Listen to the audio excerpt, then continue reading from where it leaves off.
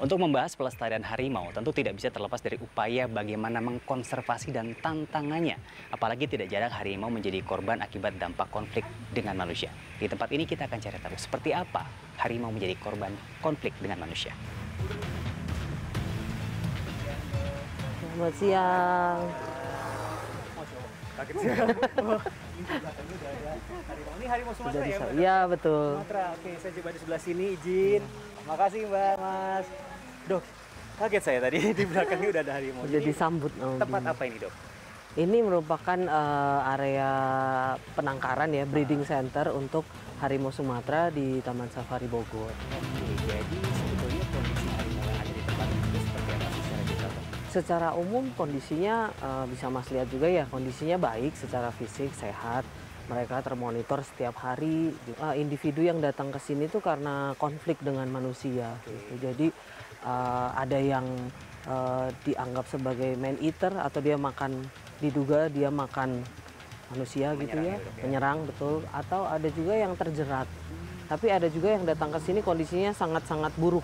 Seperti Bimo ini. Bimo itu datang waktu itu dia memang keracunan.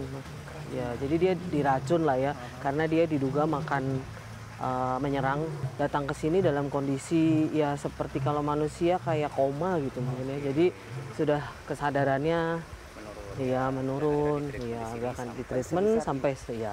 Ini umur berapa, Dok? Sekarang sudah kurang lebih 17 tahun boleh. 17 tahun. Ini ya. Di sebelah sini nih ada harimau Sumatera. Namanya siapa tadi? Bimo. Bimo. Bimo ini adalah korban konflik, pernah menjadi korban racun dari ulah manusia. Dulu waktu datang umur? Waktu datang kurang lebih 3 tahun. 3 tahun dan sekarang usianya 17 tahun. Dan ini pejantan yang bagus ya. Dan dia sudah punya anak. Wah, mantap. Dok, selain Bimo kita boleh lihat lagi nggak, Dok? Boleh. Oke, mari. Izin, Dok, silakan. Soalnya dilarang. Tugas. Jadi kita masuk.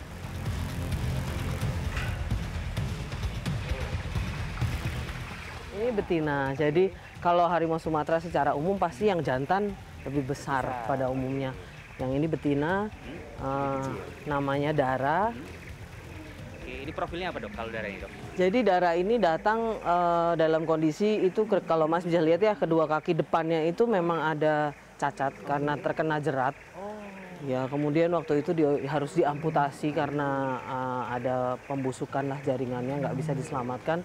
Jadi kita dilakukan surgery untuk menyelamatkan sisa kakinya gitu. Pak Ipen, ini Bapak sudah 20 tahun lebih, 27 tahun Pak ya? Betul. Berinteraksi sama satwa liar seperti harimau ini. Sebenarnya kalau waktu Bapak sendiri pengalaman, itu perilaku mereka ketika stres setelah menjadi korban konflik itu seperti apa dulu? Dia paling kalau pas lagi stres dia kayak ketakutan, mau nyerang gitu, lari sana sini gitu kan. Jadi seolah-olah dia ngerasa terganggu gitu kan. Terganggu, terancam ya? Terancam, Pak, betul, terancam itu. Terus treatmentnya atau gimana caranya membuat mereka tenang kembali Pak biasanya?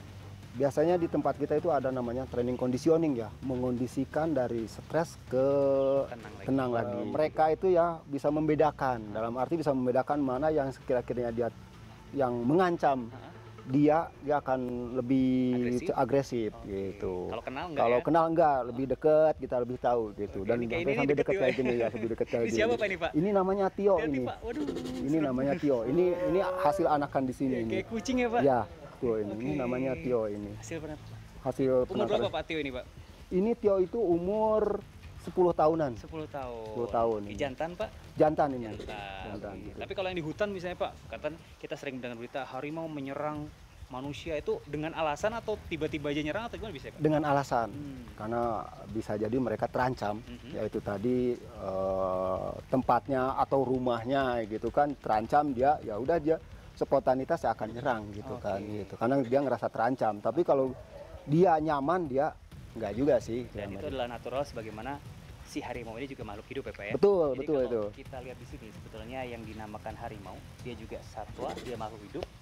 Dia juga punya peran termasuk untuk manusia ya, Pak ya? Betul, bahkan betul. Harimau juga bisa menjaga keberlangsungan sumber pangan manusia karena dia menjaga hama yang biasa menyerang perkebunan manusia untuk pangan. Begitu juga soal Iman Firmansyah, Bogor, Jawa Barat. Tio.